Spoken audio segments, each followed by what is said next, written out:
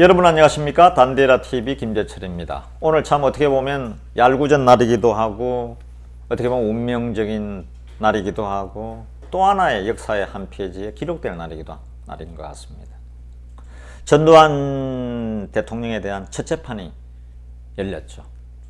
아침부터 그냥 방송이나 이런 데서 다 속보를 계속 중계했지 않습니까? 그 사제를 떠나서 12시 반쯤 이제 강주지방법원에 도착을 해서 2시 반부터 재판이 열렸죠. 한 4시간 만에 뭐 강주까지 갔으니까 생각보다 빨리 갔고요. 식사도 뭐 못했죠. 왜냐하면 기자들의 막 질문이 쏟아지니까. 원래는 휴게소에서 점심을 하기로 했다 그러는데 2시 반부터 재판이 열렸는데 먼저 이제 인정신문이 당연히 있죠. 재판장이 그 부장판사가 이름과 주소와 이런 걸 물으니까 귀가 뭐 알츠하이머병이 본인들 주장으로는 있다고 그러지 않습니까? 그래가지고 헤드셋을 쓰고 이제 확성기처럼 크게 들리니까 그렇다고 이제 대답을 했죠. 그러니까 이제 검찰에서 그 조비오 신부에 대한 그 사자에 대한 명예훼손이다. 회고록에서 그 헬기에서 헬기 문제를 이제 끄집어낸 거죠. 그러니까 그 전두환 전 대통령 측의 변호사인 정주교 변호사와 그 전두환 그 전 대통령은 이건 내가 거짓말을 한 게 아니다. 아직 왜냐하면 헬기 사격을 있었는지 안 있었는지 정확하게 드러난 게 아니다. 증거도 없지 않냐. 헬기 사격이 안 있을 수도 있지 하는 주장을 내놨죠.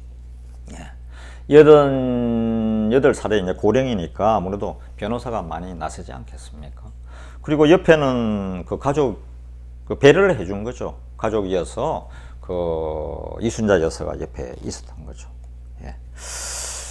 그 얘기를 돌려보면은 옛날에 오늘 재판장에 선 것은 23년 만이네요. 옛날에 그 1996년에 그때 그 50 청문회를 거쳐서 그 당시에 이제 노무현 대통령이 굉장히 그거 지적을 세게 하고 막 그 명 국회의원으로 그 부상하는 계기도 됐는데 그 이후에 재판이 열려서 결국은 50 거기에 대한 책임을 물어서 전두환은 사형, 노태우는 무기징역 이렇게 났는데 2심에서 감형을 받아서 이제 무기로 감형을 받고 있다가 아마 그 97년 12월에 특별 사면으로 김영삼 대통령이 이제 떠나기 직전에 특별 사면을 해줬던 거죠.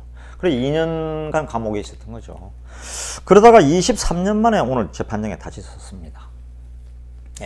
과거로 우리가 또 시계를 쭉 거꾸로 돌려보면은 광주 사태는 아시다시피 1980년에 그게 벌어지지 않았습니까? 저도 뚜렷하게 기억하는 게 제가 1979년 10월 26일 날 박정희 대통령이 서거했다는 막 그 호해가 뿌려지는 아침에 10월 26일 아침에 우리 MBC 경향신문 수석기자 발표를 한다 그래서 신문을 보기 위해서 아침에 거리로 나왔었거든요. 그 당시는 이제 집이 고대 근처에 저 종암동에 있었는데요.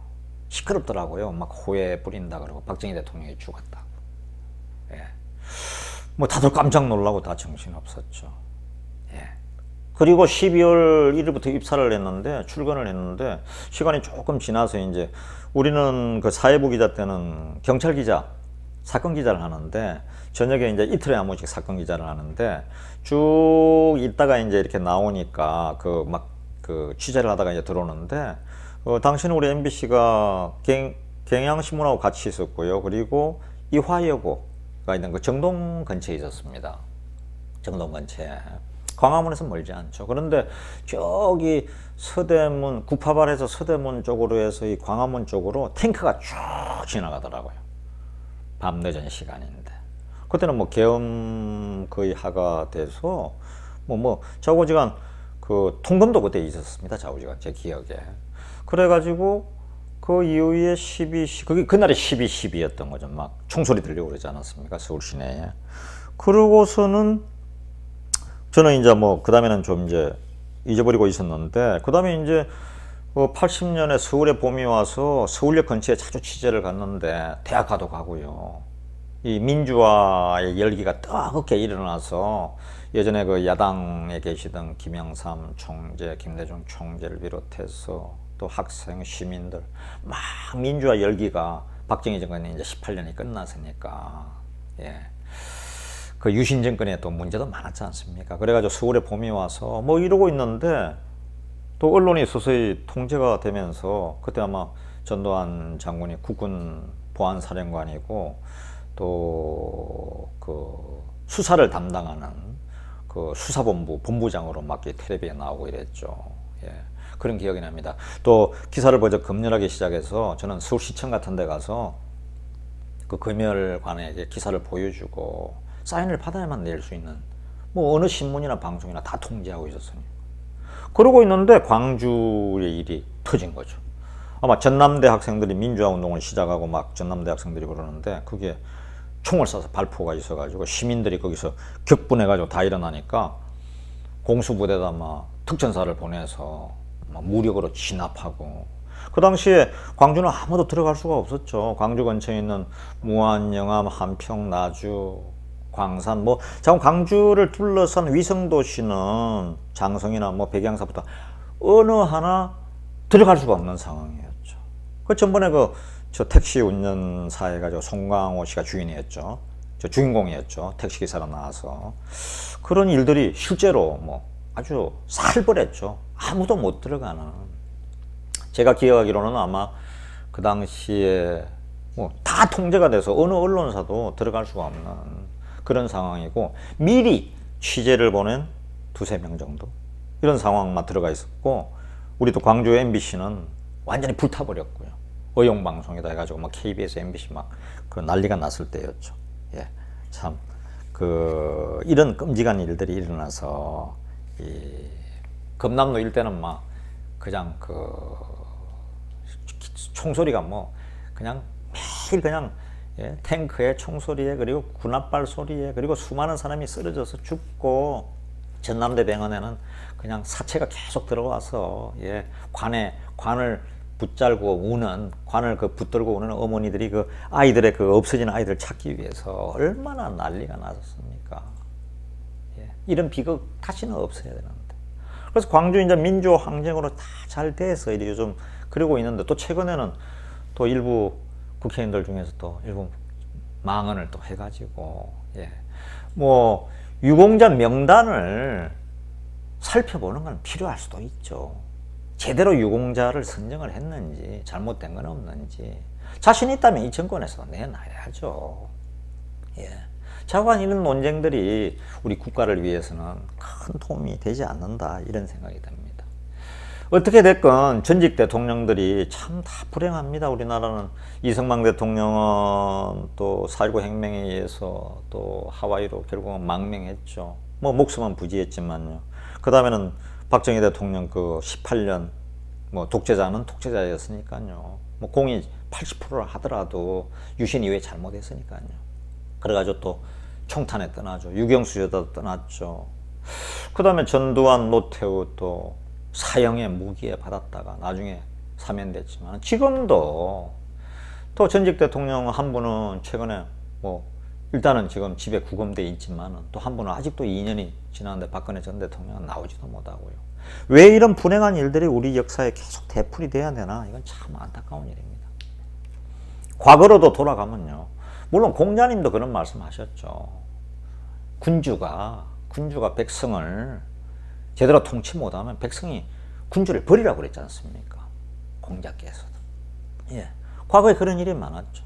연산군 시대 한번 보십시오. 나중에 이제 연산군 다음에 중종이 들어섰지만은 그거 한번 보세요. 그때도 쿠데타죠. 어떤 면에서 옛날로 따지면. 예? 연산군이 그 폐악질이 얼마나 대단했습니까? 예? 그래가지고 온 막 나라가 쑥대밭 되니까 그 반정이 일어나서 결국은 연산군은 저기 강화도에 있는 교동, 이북이 보이는 지금 교동에 지금도 그 강화도에서 교동 가기가 험한 데입니다. 이제는 다리가 생겼지만은 거기서 결국은 나중에 사약을 받고 쓸쓸하게 죽었지 않습니까? 일국의 왕이. 그 이유도 있었죠. 또 뭐 광해군 때 광해군은 처음에는 그 외교를 얼마나 잘했습니까? 광해군에 대한 재평가가 계속 이루어지고 있죠. 너무나 잘하고 있는데 나중에 또 국내 통치에 또 문제가 생겨서 그걸 또 너무 과격하게 또 개혁을 하다가 인조 반정이 일어나서 또 제주도로 유배 갔지 않습니까? 다행히 그래도 제주도에 가서 광해군은 명은 다 했습니다. 15년인가 16년인가 살다가 쓸쓸하게 죽었죠. 그래도 기록에 보면은 그 다음에 인조가 이렇게 단오절이다 이렇게 명절이 되면 의관이나 옷이나 그래도 특별하게 한 번씩은 그래도 그 제주 목사를 통해서 보살펴주는 그런 기록도 있습니다. 이게 사람이 이제 저도 이제 뭐 육자가 돼서 이렇게 세월이 가다 보니까 너무 이게 험하게 하는 것만도 좋은 거는 아니다. 또 이런 생각이 듭니다. 제가 그 전두환 대통령을 만난 또 전 대통령을 만난 인연도 있는데요. 그래서 오늘 이런 생각이 더 드는 것 같습니다.